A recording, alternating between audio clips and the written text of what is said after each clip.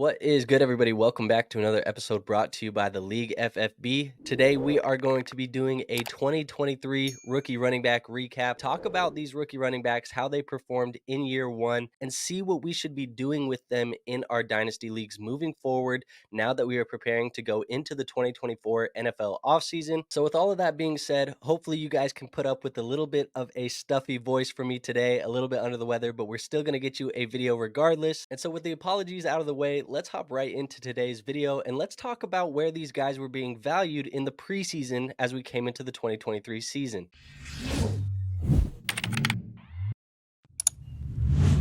So one of the best ways at evaluating where these guys are moving forward as we head into the offseason is looking at where they started. So let's pull up the preseason ADPs. You see it on the screen. These are ADPs in your PPR rookie draft. So the 1.0 is the first player off the board. Keep in mind, these are one quarterback ADPs. So as you can see, the first player coming off of your board was Bijan Robinson. He was pretty much the unanimous 101 in your one quarterback rookie drafts, followed by Jahmyr Gibbs at the second pick, Charbonnet there in the late first, D'Von Achane there in the late first, followed with Kendre Miller in the late first. And then as we get into the mid-second round, you see we had Roschon Johnson and Tyjae Spears coming off the boards. That late second was Tank Bigsby. And then as we get into the third round, you had your Chase Browns and your Israel Abanikandas coming off the board. But now that we've seen where these guys have started, let's talk about where these guys finished and what they actually performed for your fantasy football teams here in year one. So I'm going to pull up those PPR rankings and points per game.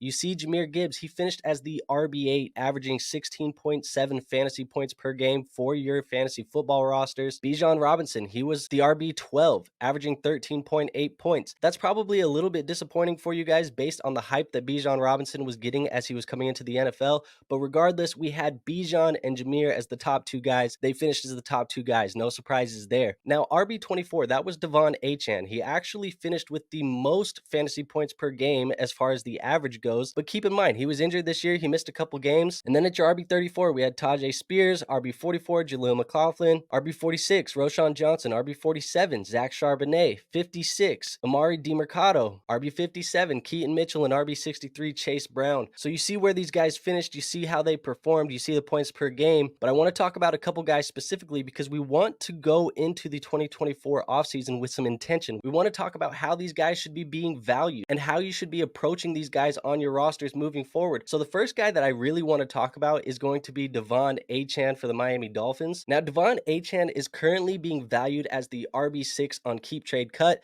And keep in mind, KTC is a tool that we use to see how the community is valuing some of these dynasty assets. It's basically like playing the Dynasty Fantasy Football stock market. We want to see how these guys are trending. We want to see these positive, negative trends, and then we can choose how we react to them. So you see with De'Von Achane, he started there at the beginning of the season pretty low. He had about 2,939 KTC. That was the value of him at the time. But over the last 6 months, he has skyrocketed. You see that KTC shooting up, and he is now valued as the RB6 at 5,337 KTC. And keep in mind, when I said that he was averaging the most fantasy points per game, that is true. That is a fact. Now, we do see that the De'Von Achane injury history has been not worrisome, I think, at the NFL level. Obviously, he doesn't have that size that we see in these prototypical running backs, 5'9", 188. So we knew that there was going to be a chance of injury as he got here at the NFL level. So he had some preseason shoulder sprains. He missed a game because of that. He had a knee sprain in week 5. He missed 5 games because of that. And then he had some other stuff banging up the toe and all of that as he got into week 14. Didn't miss any games, but he didn't perform as well for your fantasy football teams. Now, when I'm looking at De'Von Achane and I'm looking at how I want to proceed with him moving forward, really, I think De'Von Achane is a screaming sell. He is currently being valued adjacently to these certain running backs. It's Jahmyr Gibbs, Breece Hall, Jonathan Taylor. You see De'Von Achane there pinned in the middle, and then Kyren Williams, Travis Etienne, Kenneth Walker. Now, if I was looking at the value of all of these players, obviously Jahmyr Gibbs, Breece Hall, those guys are a little bit more valuable than him, so you're going to have to throw in something on top of Achane if you want to get up into that tier. I think those players are safer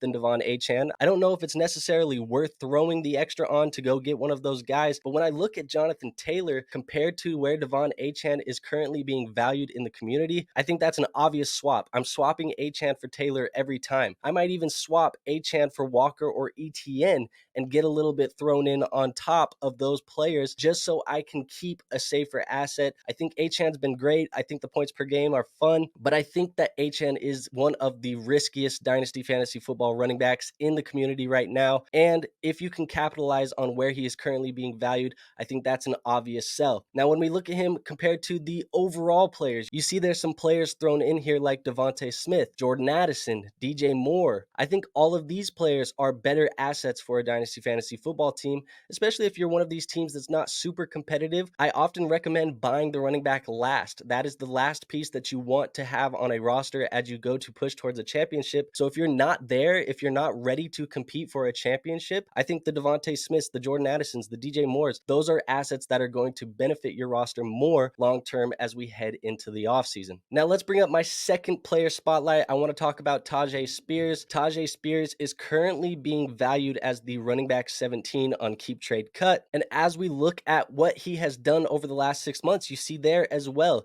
he is a player that was valued at 2,294 KTC as we came into the offseason. This is a guy who's 5'10", 200 pounds, 22 years old. And he is in a backfield with Derrick Henry, who recently has made comments where it kind of seemed like they were going to be parting ways with him in Tennessee. It seemed like Henry kind of knew that. So Tyjae Spears is a player that I think he could spike his value even more. But you see, even as currently is, his value has spiked over the last 6 months. He is now at 3,931 KTC. And I definitely would hear the argument of you saying that, hey, Tyjae Spears is a hold at this price. I also would say that he's probably a buy at this price. If you think that Tyjae Spears is going to fall into the starting role next year, kind of similar. Think about how we viewed Rachaad White and Leonard Fournette last year. Leonard Fournette obviously was the valuable asset, the player that you wanted. That was kind of the Derrick Henry. But Rachaad White, this year, he got the job. He was a guy that was drafted similarly to Tyjae Spears. And once they gave him the workload, it was wheels up for Rachaad White. And you know how he finished this year, man. He was a guy that helped you win Dynasty Fantasy Football championships. So if you think this is a similar route for Tyjae Spears in 2024, which I do think that that might be the route that they end up going, I think Tyjae Spears should be a buy for you in your fantasy football leagues. But again, I understand the argument if you think, hey, there's too many variables in here for me to be buying. I think he's a hold at this price, and let's see what happens. But when we look at the value adjacent running backs, you see Josh Jacobs, Javonte Williams, DeAndre Swift, David Montgomery, Brian Robinson, Tony Pollard. These are all guys that I think have question marks as well. Josh Jacobs playing on a franchise tag. Is he going to be the starter next year? What is Javonte Williams going to look like? What is DeAndre Swift going to look like? All of these guys have short-term contracts, or they have murky backfields, murky situations that I think make them risky as well. So if you want a player who has a lot of upside in a similar tier where you have these guys who are all risky as well, I think Tyjae Spears is a good buy, a good shot at somebody that you can add to your roster, who can definitely improve on this ranking as we go throughout the offseason, especially if Derrick Henry leaves. I think if Derrick Henry leaves in free agency, you're going to see Tyjae Spears probably shoot into that top 10. The hype is going to be real for Tyjae Spears. But even when we look at the value adjacent overall players, again, you see players like Travis Kelce, Christian Watson, Will Levis, Josh Downs. All of these guys have question marks as well. Obviously, Travis Kelce, he's been very, very good for your fantasy football teams for a long time. He's getting older. This year, it wasn't as good as some of the other years. I don't think Kelce is washed by any means. You hear that narrative that people are pushing across the fantasy space, but I don't think that that's the case. But I think if you are a team that needs some youth, wants to take some upside and take a big swing on a running back that could definitely finish in the top 10 next year, if given the opportunity, similar to Rachaad White, I think Tyjae Spears is your guy. Now, moving on over to the next running back spotlight, it is going to be Zach Charbonnet. Charbonnet is currently being valued as the running back 21 over on Keep Trade Cut. And we look at how Zach Charbonnet has performed over the last 6 months. I think this is a player that is actually a sell. Zach Charbonnet was being valued as 3,244 as we came into the season. He's now 3,707. I'm not really sure how the KTC has went up for Zach Charbonnet, because all we've seen from him at this point is really that he is going to be the next Alexander Madison, the next Jerome Ford, one of these handcuff pluses. Think of what Tony Pollard was to Ezekiel Elliott when they were in Dallas. That's kind of what Zach Charbonnet is here to Kenneth Walker, I think. To me, this is a guy that I was very, very excited about. I thought the talent was incredible for Zach Charbonnet. Didn't love the landing spot, and then I foolishly bought into Zach Charbonnet anyways because I said, you know what? Talent wins. Well, yeah, talent wins, and that was Kenneth Walker, guys. So I think you are holding a premium priced handcuff in Zach Charbonnet, and to me, that means that you need to be selling him. You look at some of the value adjacent running backs to him, the David Montgomerys, the Brian Robinsons, Tony Pollards, Alvin Kamara's, Jalen Warrens, Ramondre Stevensons. These are players that, yeah, they're not the flashiest names. These aren't the best running backs in football, but you think of what Brian Robinson is in his offense. He's the starting running back. Zach Charbonnet is not a starter. Alvin Kamara, a little bit older, but a starting running back, somebody who is helping you win games in fantasy football this year, while Zach Charbonnet was sitting on the bench. I think these are players that if I could move Charbonnet for one of them, that's probably a move that I'm making. And when we look at the value adjacent overall players, you see you can get that early 2024 second, maybe re-roll that because that's kind of the price that we paid for Zach Charbonnet coming into the offseason in 2023. And if I can re-roll that, take a new shot on a new player, probably something that I want to do. You can get a guy like Jake Ferguson, some of these other guys. But what I think the overall takeaway here is that Zach Charbonnet is a player that he's probably not going to be the starter in Seattle. He probably never will be the starter in Seattle unless there is a Kenneth Walker injury. And sure, if you want to hold Zach Charbonnet until that Kenneth Walker injury, you could probably get a little bit more value than you're getting right now. But I think if you can move for some of these assets, that's a move that I will be making in my Dynasty Fantasy Football leagues. Now, moving on to my next player spotlight, that is going to be Keaton Mitchell for the Baltimore Ravens. And Keaton Mitchell is an interesting player, to say the least, an undrafted free agent that landed in Baltimore this offseason. He is a player who is currently being valued as the running back 25 over on Keep Trade Cut. And again, you see the value spike of Keaton Mitchell here over the last 6 months. This is a guy, again, similar size to that De'Von Achane. He's 5'8", 191. It's a smaller back that does have some injury concerns, and we'll talk about the injury history in the future. But again, 378 was the KTC coming into the year. He's currently sitting at 3,212 KTC. So that is a pretty significant increase in value and a jump in value from Keaton Mitchell. Now, I talk about the injury history. You see that we've had a couple injuries so far this year that we've had Keaton Mitchell dealing with. In week 8, he had that hamstring strain. He missed one game because of that. There was a couple injury reports there.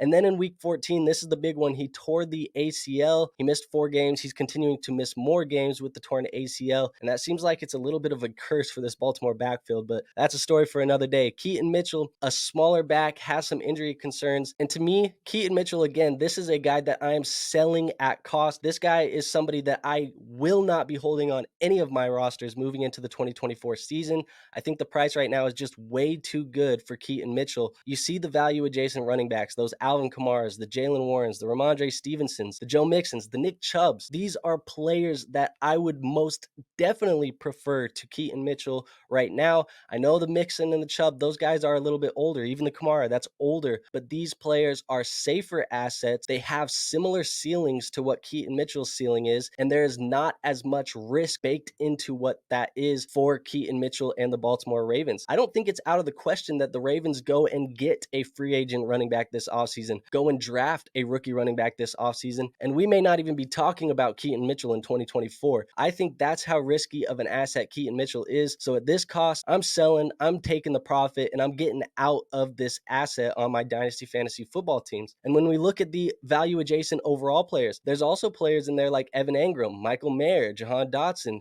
Matthew Stafford, Kirk Cousins. These are players, especially in a super flex league. If I can move Keaton Mitchell and get a Matthew Stafford or a Kirk Cousins, done. I'm doing it. If I can take Keaton Mitchell, I can move him for an Evan Engram. Maybe you play in a tight end premium league. That's a move that I'm making every time. I think Keaton Mitchell is a very obvious sell to me, and I'm interested to hear your guys' thoughts in the comments below. So let me know if I am way too out on Keaton Mitchell, but this is just a player that I think you should be aggressively selling at the current cost that he has right now. So moving over to my last player spotlight, we are going to be talking about Roschon Johnson for the Chicago Bears. And Roschon Johnson, this is a running back that I think we could be holding, potentially selling, but I think I'm going to hold him more than I'm selling right now. And this is a player that is currently being valued as the running back 28 over on KTC. You see 6 foot, 225, 23 years old almost. And this is actually a player that has lost value as the season went on. You see he was being valued at 3,680 KTC. He's now sitting at 3,069 KTC. So this is a guy who's lost a little bit of value. Some people were hyped for Roschon Johnson, and I think people rightfully so are a little bit disappointed in Roschon Johnson because he kind of came into this backfield that was a little bit ambiguous, a little bit murky. Not a lot of people were completely sold on Khalil Herbert, and as he gets into this backfield, he never really took the reins of the backfield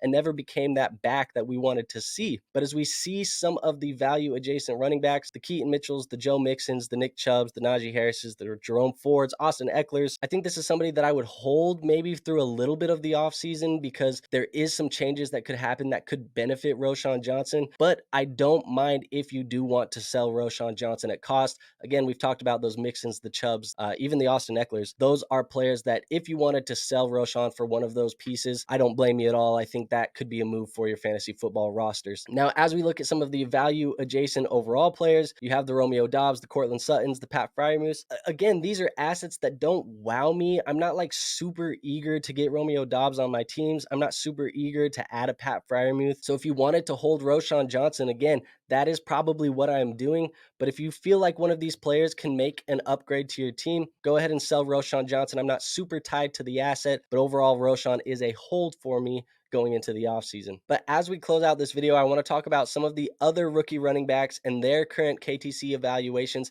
and what I am doing with them moving forward. So we're going to keep this short and sweet. But you see Chase Brown currently being valued as running back 35. I think he's a buy if they do decide to move on from Joe Mixon, and I don't think the cost is very expensive for Chase Brown. Now you get to running back 36, Kendre Miller. He's a guy that a lot of people were excited about. They are probably going to keep Alvin Kamara going into 2024. Now I've seen some rumors about Kansas City potentially wanting to make a trade for Alvin Kamara, but even with that being said, Jamal Williams is still under contract. Kendre Miller, I think at the cost, you can sell him for a player who's going to make a better impact on your dynasty teams. Now, moving on to running back 48, Tank Bigsby. This is a player who's a hold. He just lost his job to De'Ernest Johnson, but De'Ernest is a free agent. I don't think you can get much for Bigsby in the trade room, so right now I'm just holding him. Jaleel McLaughlin, he's a hold as well. Chris Rodriguez, this is a player who's probably a buy. Antonio Gibson is a free agent this offseason, and Chris Rodriguez had a couple good games filling in for some injuries there down the stretch in Washington. I think this is a player who probably could be bought for a cheap price, and that's probably what I'm doing with Rodriguez. And running back 57, Israel Abanikanda, I'm selling him, don't need him. Running back 64, selling Deuce Vaughn, probably don't need him, probably could even cut Deuce Vaughn at this point. Running back 66, Sean Tucker, sell him. Emari Demercado,